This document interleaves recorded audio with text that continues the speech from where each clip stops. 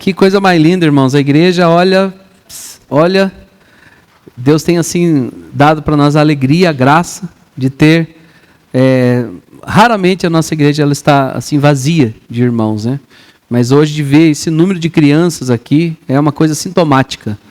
Graças a Deus por isso. Eu lembro do meu pastor, o pastor que me batizou, Francisco Chaves. Ele sempre falava assim: agradeça a Deus. Ele mandava às vezes a igreja levantar a chave de casa, né? Todo mundo levantava assim a chave, não era para doar a casa para a igreja não, tá? Ele falava assim, ó, agradeça a Deus se você trancou a porta de casa e veio todo mundo. Achei legal esse simbolismo, né? Não ficou ninguém lá, todos vieram, né? Então que você possa ter essa alegria de todos estarem, né? Todos estarem. Bom, queridos, hoje, né, nós vamos começar uma série de mensagens que permeará nosso ano todo, né? Em busca de respostas. Em busca de respostas. Esse é o tema de 2024. E nós vamos pegar textos da palavra de Deus, nós vamos ter como base frases interrogativas da Bíblia. Algumas seriam cerca de 30 frases, se eu não me engano. Nós vamos ver todo o texto, mas vamos nos situar nas frases interrogativas de cada texto. E a mensagem de hoje, ela não é cronologicamente... não está na cronologia, porque a semana que vem será uma pergunta lá em Gênesis, mas ela será a moldura. Gravem bem o que eu estou falando para os irmãos, a moldura do ano todo. O sermão de hoje, vamos pensar que nós vamos começar a pintar um quadro. Cadê Marlene? Está ali, né? Vamos pintar um quadro. Então imagine a moldura, né? Então essa será a moldura do ano todo. Eu quero convidar os irmãos a abrir a palavra do Senhor em Êxodo, lá no início do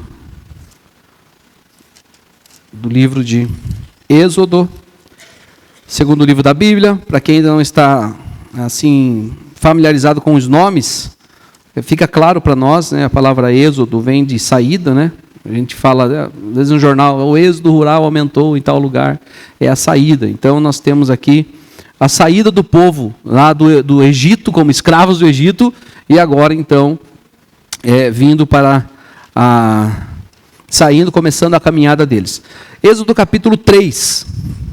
Fiquem atentos à leitura. É uma leitura longa, mas extremamente importante ser lida na sua íntegra. Diz assim a palavra do Senhor. Êxodo capítulo 3. Apacentava Moisés o rebanho de Jetro, seu sogro, sacerdote de Midian. E levando o rebanho para o lado ocidental do deserto, chegou ao monte de Deus, a Horebe. Apareceu-lhe o anjo do Senhor numa chama de fogo no meio de uma sarça. Moisés olhou e eis que a sarça ardia no fogo e a sarça não se consumia. Então disse consigo mesmo: irei para lá e verei essa grande maravilha.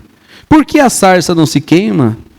Vendo o Senhor que ele se voltava para ver, Deus, por meio da sarça, o chamou e disse: Moisés, Moisés. Ele respondeu: eis-me aqui. Deus continuou: não te chegues para cá, tira a sandália dos pés, porque o lugar em que estás é terra santa. Disse mais: eu sou o Deus de teu pai, o Deus de Abraão, o Deus de Isaque, o Deus de Jacó. Moisés escondeu o rosto, porque temeu olhar para Deus.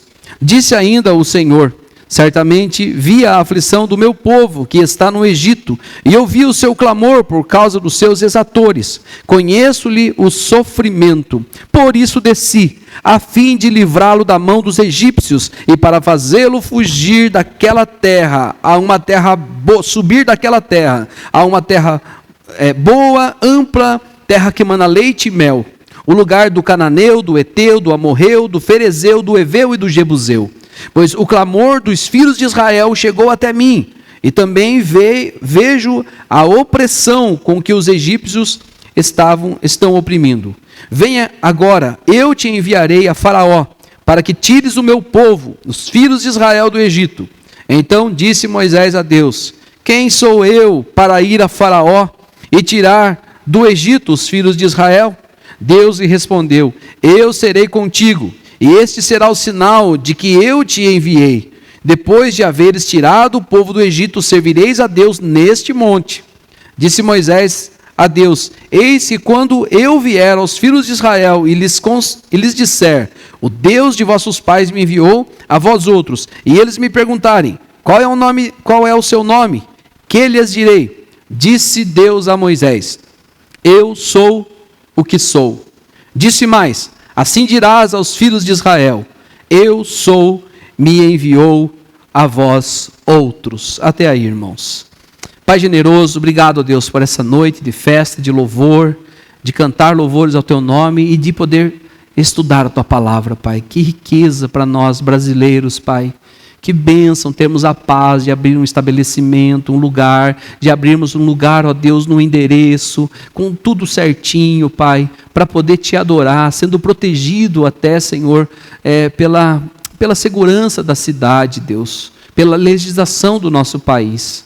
Nós não sabemos até quando, ó Deus, isso vai continuar, porque é muito natural a Tua igreja ser perseguida fisicamente também. Então, Pai, nos ajuda a essa geração que tem essa liberdade, desfrutar dessa liberdade para a glória do Teu nome, Senhor. Obrigado pela leitura da Tua palavra e pedimos que o Senhor nos esclareça nessa noite a mensagem do Senhor, em Cristo Jesus. Amém, Pai. Muito bem, queridos.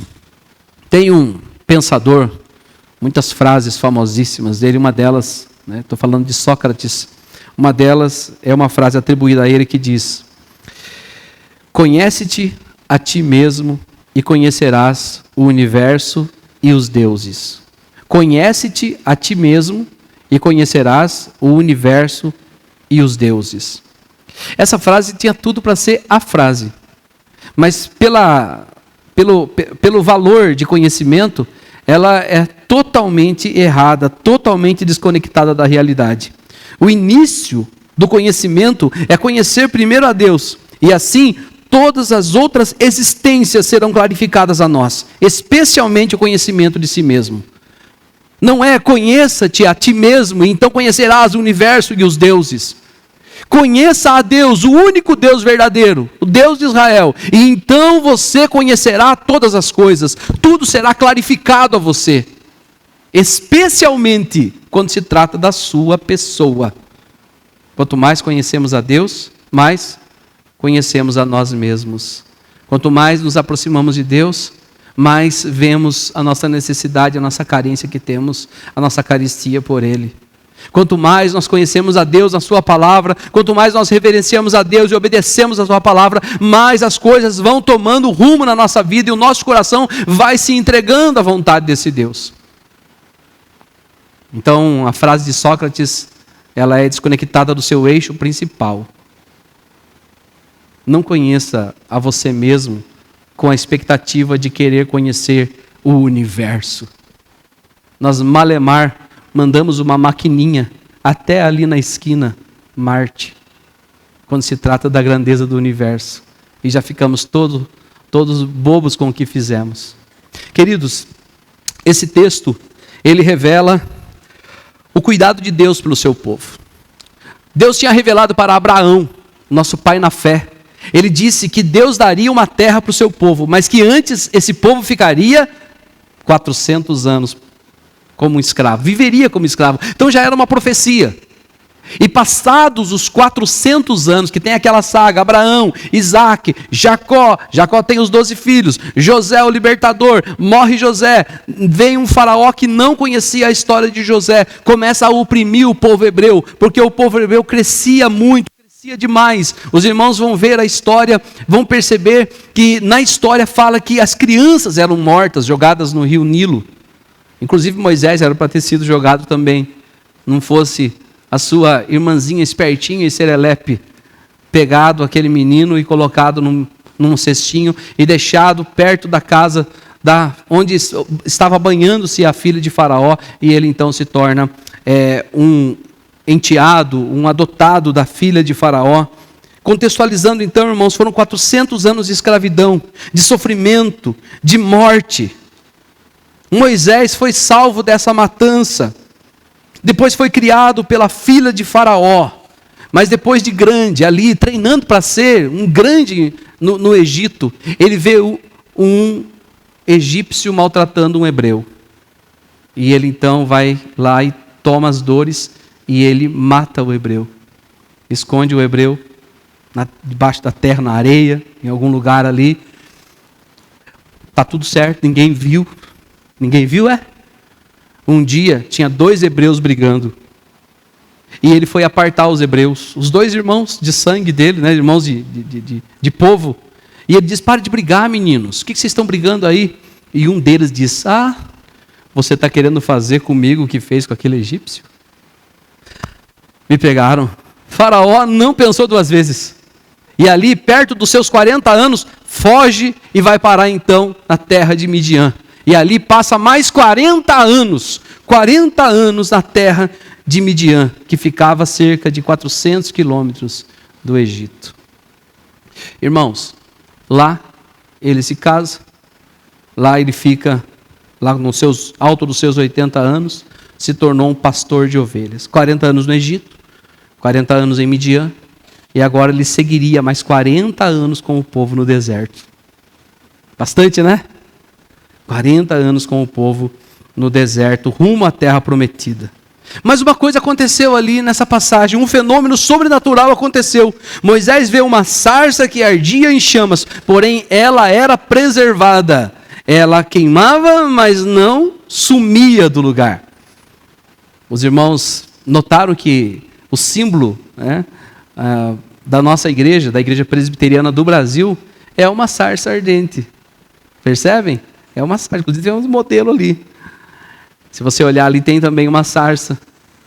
O símbolo da sarça foi adotado pela IPB por motivos interessantes. Um deles é justamente o ato do fogo não consumir o pequeno arbusto, um pequeno espinheiro tão simples e tão preterido de qualquer um. Então é a graça de Deus vindo sobre o pecador. E por isso que a IPB então adota como símbolo, como marca visual, a sarça ardente. Queridos, a sarça era um arbusto indesejável e muito comum. E agora ardia em chamas. Deus falou com Moisés e disse: eu vi a aflição. Percebam, irmãos, se vocês pegarem o texto, observem lá. Quando o Senhor fala com Moisés, ele disse para Moisés, no versículo 7, disse ainda o Senhor: certamente, em primeiro lugar, eu vi o quê? A aflição. Guardem isso. Eu vi a aflição do meu povo. E depois, ele diz que ele ouviu. Eu vi a aflição do meu povo que está no Egito. Eu ouvi o seu clamor por causa dos seus exatores. Eu vi, eu ouvi. E depois ele diz o quê? Conheço-lhe o sofrimento. Vi, ouvi, conheço. Até aí, queridos, nada mudaria. Vocês não concordam comigo? Ver, ouvir e conhecer. Eu vi vocês, eu vi o sofrimento de vocês, eu conheço a angústia de vocês, ok. Mas tem um quarto elemento aqui que está no versículo 8. Por isso, por esses 3 motivos, o que ele fez? Desci, a fim de livrá-los. Eu vi, eu ouvi, eu conheço e eu desci. Guardem isso. Eu vi, eu ouvi, eu conheço e eu desci. Todas as vezes que você estiver angustiado, triste, perturbado, desanimado, sem vontade de cantar uma bela canção, lembre-se de que Ele te vê. Lembre-se de que Ele te ouve. Lembre-se de que Ele te conhece. Lembre-se de que Ele desceu. Amém? Continuando, queridos. Ok, então já que o Senhor vê, ouve, conhece e desceu, muito bem, vamos lá. Vou subir numa montanha, sentar, pegar ali talvez alguma fruta para comer e ver o Senhor livrando os hebreus da mão dos egípcios, de Faraó, do seu algoz. Não, queridos. Então agora tudo vai se resolver. O Senhor desceu e vai resolver o problema do meu povo em um passe de mágicas. O Senhor vai nos teletransportar do Egito para a terra prometida. Certo? Não está certo. Não é assim que funciona. Percebam, irmãos. Versículo 10. eu te enviarei a Faraó. Eu te enviarei para Faraó, que tires do meu povo os filhos de Israel do Egito. Espera aí, como é que eu não entendi? Como assim? O Senhor não é o Deus de Abraão, Isaac e Jacó? O Senhor não é o Deus Todo-Poderoso, Elohim, o Senhor de toda a terra? O Senhor não é aquele que é poderoso? O Senhor não é aquele que faz essa teofania incrível na minha frente? O fogo lambendo aquele arbusto pequeno, aquele espinheiro preterido, mas ele não morre. O Senhor não é aquele que faz essas coisas incríveis acontecer? Como assim? Aí então vem, queridos, a primeira pergunta. Então vem essa primeira pergunta que vai ser a moldura desse nosso ano. Primeiro, quem sou eu? Quem sou eu? Moisés sabia quem ele era. Aquela era uma pergunta retórica. Quem eu sou? Alguém que nem era egípcio e nem era hebreu por direito. Não podia clamar que era o filho da filha de Faraó porque matou um egípcio. Mas também não era um hebreu, porque o medo, a palavra de 2 hebreus fez com que ele fugisse. Era um homem deslocado da sua etnia, da sua origem. Era alguém que não se sentia absolutamente nada. Eu não sou nem egípcio e nem hebreu dentro do meu coração. Quem sou eu? Aquele que era tudo. Era filho da filha de Faraó. Mas agora também não era nada. Como pode ser tudo e ser nada ao mesmo tempo? Tinha tudo. Agora não tinha nada. Vivia nas costas do sogrão, apacentando as ovelhas do sogro. Não tinha nem o seu rebanho próprio. Se sentindo falido. Espera aí, Senhor. Desculpa aí, mas tem alguma coisa errada. Quem sou eu?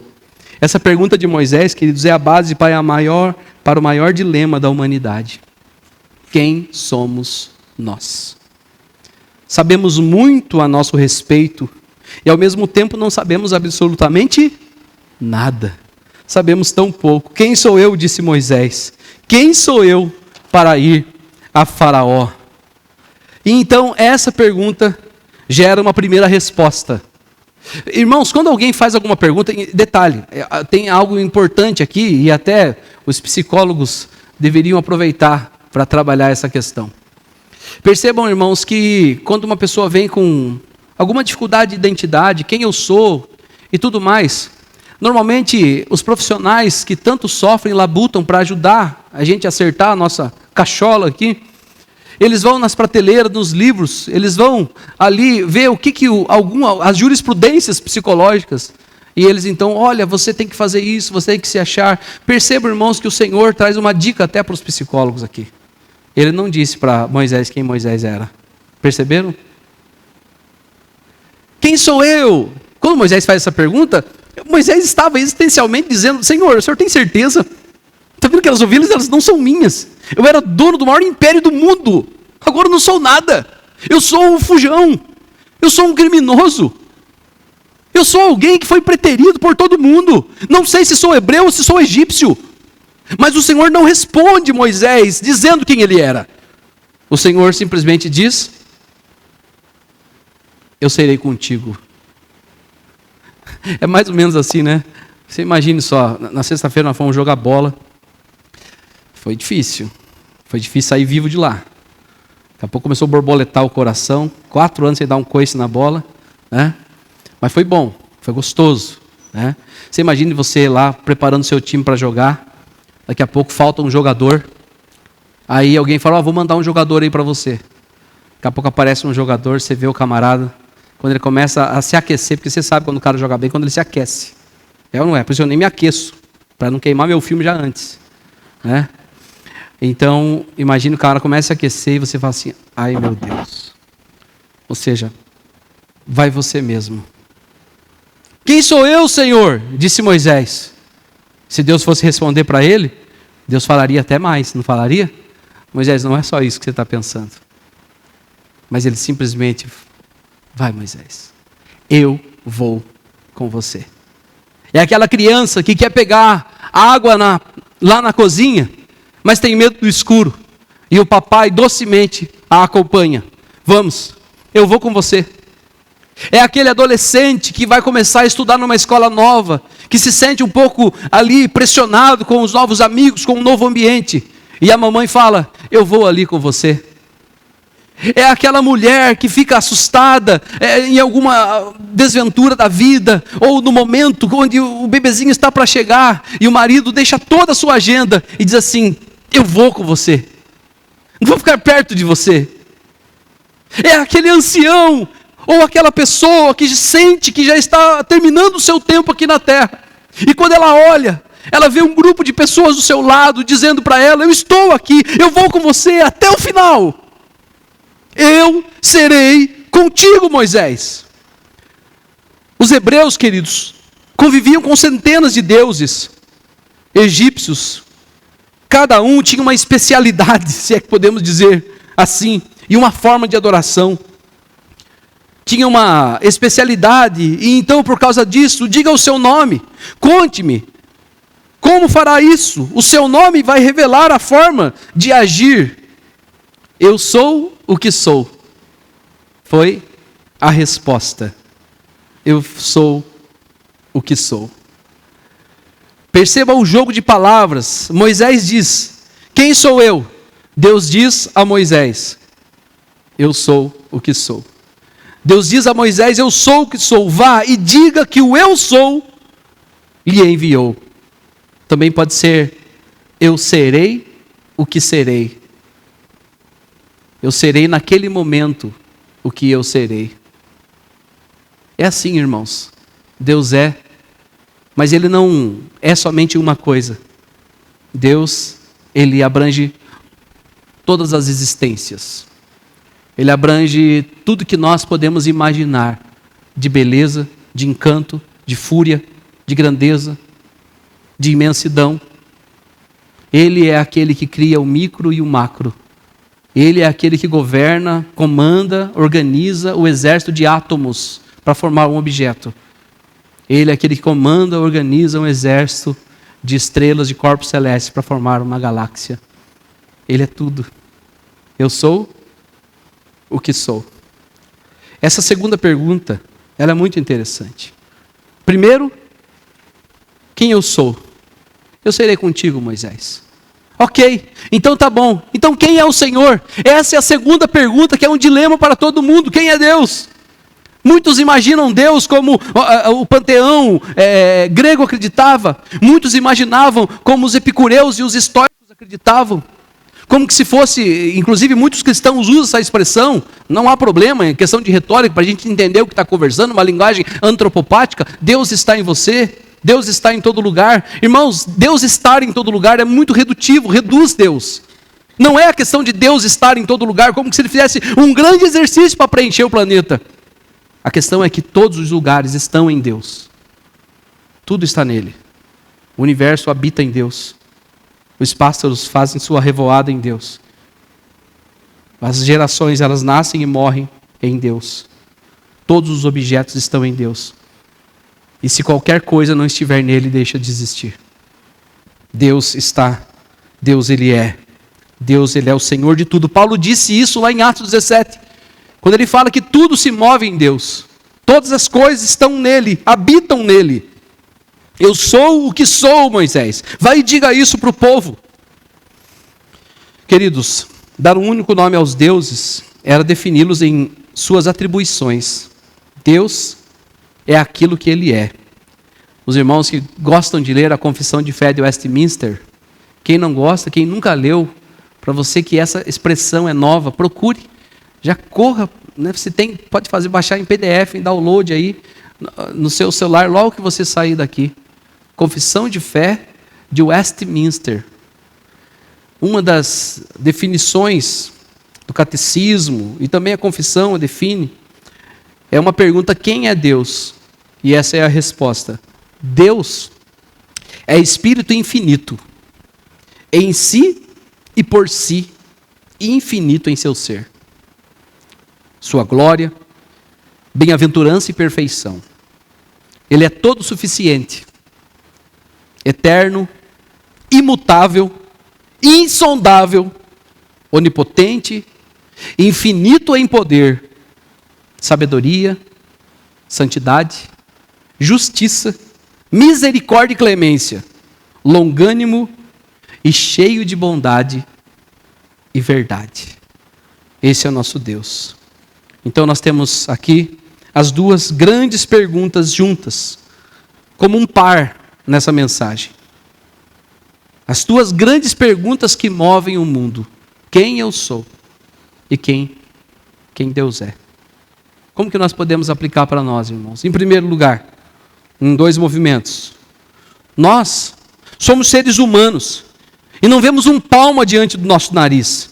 Temos nossas prisões existenciais, temos nossos limites, somos tudo e ao mesmo tempo não somos nada. Tem uma história interessante. Tinha um pirata que era o terror dos sete mares. Onde ele chegava, saqueava as embarcações, os vilarejos. Todos tinham medo desse grande pirata. Perigoso, horrível. O seu olhar petrificado nos seus escravos humilhava qualquer um somente com o olhar. Até que um dia ele foi capturado. Mas a captura dele revelou uma coisa muito interessante. Porque ele estava lá no seu barco, na sua grande embarcação, dormindo, e ele não percebeu que toda a sua tripulação tinha sido presa e morta, e ele ficou sozinho. E quando ele levanta, ele acorda com um garoto, um menino, que estava começando a treinar a arte de navegar os mares, e aquele garotinho de 15, 16 anos, toca nele, e ele acorda. Ele olha para aquele garoto e diz assim: você sabe quem eu sou? Você sabe quem eu sou? E quando ele faz essa pergunta, mais de 30 piratas experientes, fortes, com suas espadas, se levantam atrás do garoto. E o garoto diz assim para ele: diga quem você é. E ele baixa a cabeça e fala assim: eu não sou nada. É tudo, mas não é nada. Nós muitas vezes nos achamos tantas coisas, mas quando nós olhamos somos absolutamente nada. Absolutamente nada. Eu não passo de um arbusto preterido até por errantes do deserto. Todos nós, irmãos, todos nós estamos representados naquele povo hebreu, naquela situação de Moisés e do seu povo, uma situação de escravidão, sofrendo e sendo açoitados pela nossa própria cobiça. Preste atenção nisso. Nossos pecados são o nosso faraó, e as consequências desse pecado são o nosso chicote. Quem sou eu? Eu sou um escravo de mim mesmo, escravo do pecado, desventurado, e desvirtuo tudo que toco. Um miserável arbusto solitário no torre do deserto da existência. É isso que nós somos. É isso que você é isso que eu sou. Pastor, não estou gostando disso não. Eu já cheguei meio deprimido aqui, pastor. Pastor, eu já me cheguei achando que eu não vale um gole de café gelado. Uma aguinha, falando de geladinho, né?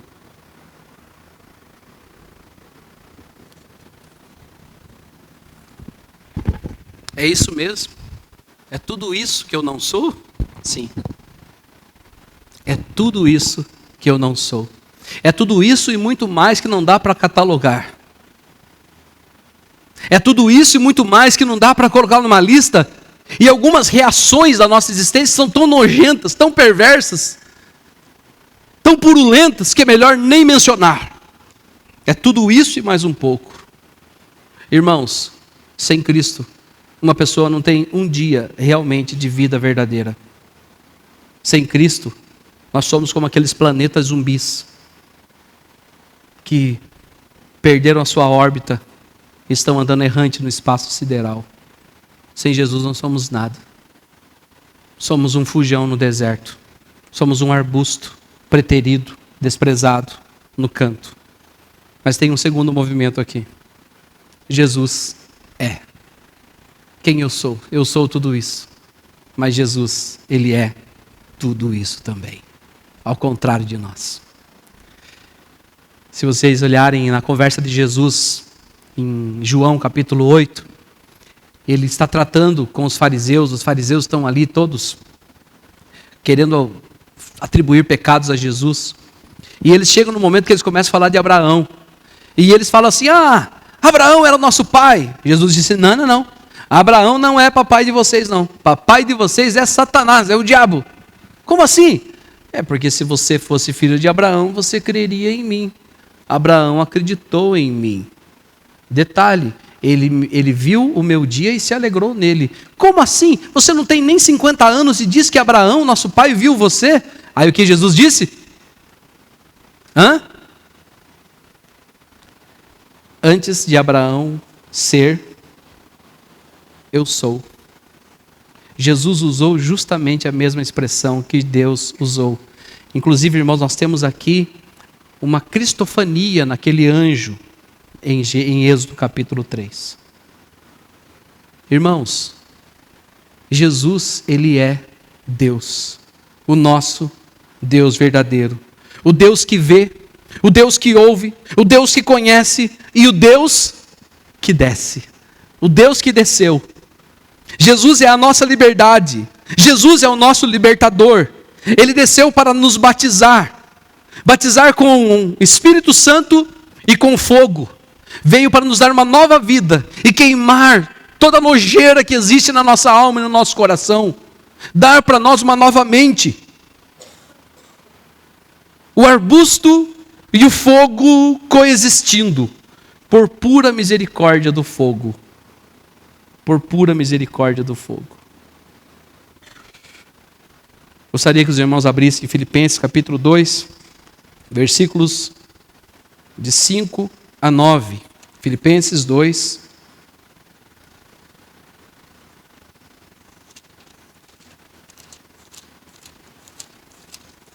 Filipenses capítulo 2, versículos 5 a 9. Eu convido os irmãos até 11, vamos ver toda a perícope. Filipenses 2, do 5 ao 11. Vamos ver todos juntos? Tende em vós o mesmo sentimento que houve também em Cristo Jesus. Pois ele, subsistindo em forma de Deus, não julgou com usurpação o ser igual a Deus. Antes, a si mesmo se esvaziou, assumindo a forma de servo, tornando-se em semelhança de homens e reconhecido em figura humana. A si mesmo se humilhou, tornando-se obediente até a morte e a morte de cruz. Pelo que também Deus o exaltou sobremaneira, e lhe deu o nome que está acima de todo nome, para que o nome de Jesus se dobre todo o joelho, nos céus, na terra e debaixo da terra, e toda língua confesse que Jesus Cristo é Senhor, para a glória de Deus Pai. Não precisa abrir, irmãos, para nós seguirmos aqui, mas em Hebreus 1:3 diz, ele, Jesus, Hebreus está falando de Jesus, ele, o resplendor da glória e a expressão exata do ser de Deus, sustentando tudo o que há pela palavra do seu poder. Irmãos, Jesus desceu. Deus desceu ali para o povo hebreu, tipificando também a salvação do povo de Deus, saindo do Egito e seguindo para a terra prometida. Mas ali estava anunciando, não simplesmente um momento, um ato de liberdade física, um ato de liberdade saindo de uma escravidão física para uma vida de liberdade física, mas ali estava anunciando a salvação em Jesus Cristo. Jesus é aquele que desce. Nós temos aqui, irmãos, duas respostas nessa noite. Primeira resposta: eu sou um pecador perdoado. Grave isso. É a moldura do nosso ano. Todas as vezes que ele estiver se arrumando para vir para a igreja, né? As irmãs aí passando batom, colocando brinquinho, colar, né? Os homens aí penteando o cabelo. Isso serve para o Senhor, viu? Receba. Né? Alguns ali passando um creminho, né, irmão? A gente passa um creminho também na corcova, né?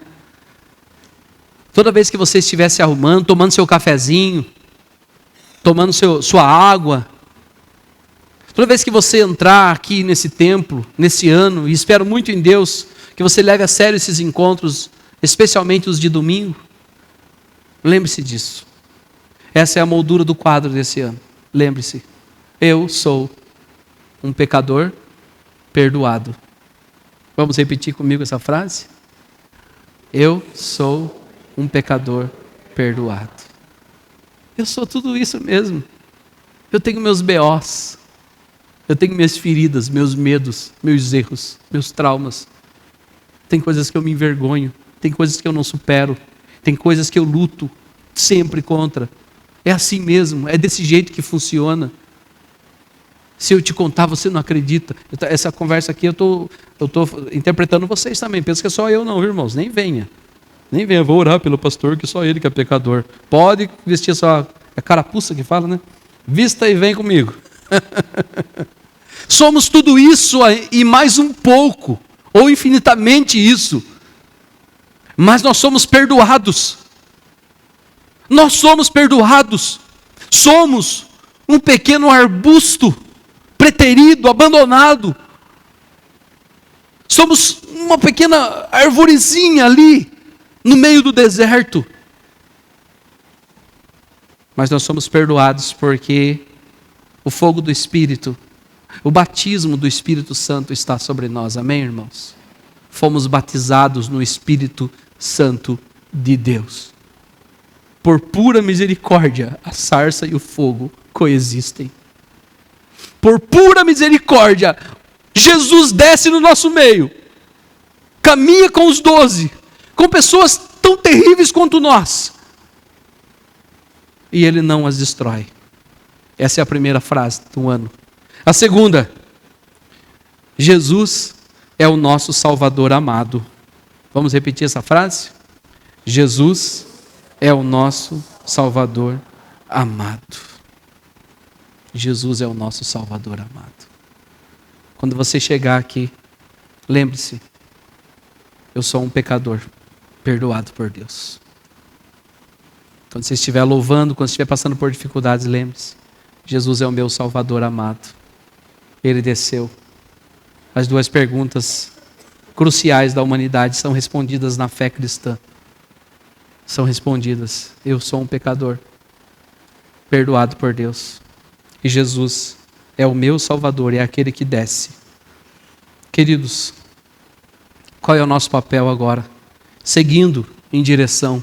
Já atravessamos o mar vermelho do pecado. Já estamos numa nova vida. Faça Deus conhecido em todos os lugares. Irmãos, nós não somos interessantes. Não queira se fazer conhecido. No sentido de ficar lutando para, olha, me notem, eu estou passando, abre alas que eu quero passar. Nós não somos interessantes, irmãos. Nós não somos interessantes. Mas Deus, Ele é interessantíssimo. Deus é muito interessante. Conhecer a Deus é algo extremamente interessante. É algo extremamente estimulante. Queira conhecer a Deus. Conte sobre esse Deus, estude sobre esse Deus. E você perceberá também que você se conhecerá mais e mais. Conheça a Deus e você conhecerá a você e a todas as ciências. Amém, queridos? Nós vamos... Pai generoso, Pai de amor, Pai de misericórdia. Realmente, Pai, essa pergunta que o nosso irmão do passado, Moisés, fez, é uma pergunta, ó Deus, que é recorrente em nosso coração. Especialmente quando estamos nos sentindo frustrados, entristecidos, deixados de lado, preteridos. Como o povo hebreu, que há 400 anos se sentia deixado de lado. Ó Deus querido, eu te louvo, Pai, porque a mesma resposta que o Senhor deu a Moisés, aos hebreus, dizendo que o Senhor é o que o Senhor é, dizendo que o Senhor é o poderoso Deus, o Senhor também fala ao nosso coração, Pai. Eu te louvo, ó Pai, por Jesus Cristo, nosso Senhor e Salvador, que desceu e revelou-se a nós. A tua palavra diz que os discípulos perguntaram para ele, mostre-nos o Pai e creremos em ti. E ele disse, há quanto tempo estou com vocês? E vocês me dizem, mostre-nos o Pai. Quem vê a mim, vê o Pai. Obrigado, amado Jesus, por revelar o Pai a nós. Obrigado, meu Senhor, porque hoje nós podemos, nesse ano, seguir a nossa caminhada, tendo essas duas respostas. Nós somos pecadores perdoados, perdoados por Jesus. Obrigado porque nós também temos outra resposta. Jesus é Deus, é o nosso Salvador amado. E essas duas respostas, ó Deus, eu te louvo porque nós podemos seguir tranquilos, não somente nesse ano, mas até aquele último dia da nossa existência, desse jeito que conhecemos. Isso é suficiente para nós tocarmos a nossa vida. Isso é suficiente para nós enfrentarmos Faraó. Isso é suficiente para nós enfrentarmos os algozes desse mundo, Pai. E eu te louvo por isso. Se porventura, Senhor, nessa noite, ainda existe alguém nesse meio, Pai, que está aqui no meio de nós, ou participando pela transmissão, que ainda está perdido, que ainda não se percebe, que ainda não percebe a sua doce presença em sua vida. Amado Senhor, dá-nos a graça de ver Cristo surgindo no coração dessas pessoas, Pai. Um novo nascimento, uma nova mente, uma nova vida no Senhor. É o que eu te peço, Pai. E a nós, ó Pai, que estamos caminhando por um tempo já, não permita, Pai, que venhamos a se esquecer do Senhor, e esquecer da Tua bondade, Pai. Obrigado, amado Senhor, que por pura misericórdia, por pura graça do Senhor, o fogo e a sarça coabitam. Os pecadores, tendo a graça de ter um Deus vivo e verdadeiro no seu meio. Nós te louvamos, Pai. Nós te exaltamos. E agora, meus irmãos e minhas irmãs, povo santo de Deus, igreja de Cristo, lavoura do Senhor, sarça que não se consome, sarça que pega fogo e não queima. Que a graça do nosso Senhor e Salvador Jesus Cristo, aquele que desceu, o amor de Deus, o nosso Pai bondoso e generoso, aquele que nos livrou do jugo e da escravidão do pecado, e a comunhão, a doçura, a ternura, os ensinamentos do Espírito Santo, aquele que revela ao nosso coração quem somos e quem Deus é, esteja com todos vocês, meus irmãos e minhas irmãs, e com todo o povo de Deus espalhado na face da terra, especialmente aquela parte do povo de Deus que sofre as angústias de governos tiranos, não somente nessa noite, mas até aquele grande e glorioso dia que o Senhor descerá pela última e definitiva vez. Amém. Amém.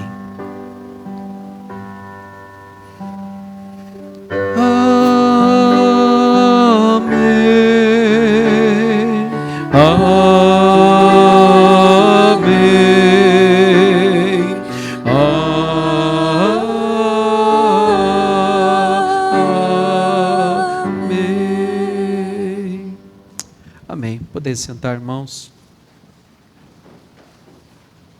Graças a Deus, irmãos, por essa noite. Quero falar aos irmãos que algumas alegrias, né? Bem rapidinho aqui, ó, 8h30, viu, irmãos? Em ponto, tá? Então, estamos no nosso protocolo aqui. Quero só falar para os irmãos que ontem, queridos, nós demos o pontapé inicial da obra lá da igreja, do novo templo da igreja presbiteriana de Sete Barras. Então, uma alegria muito grande.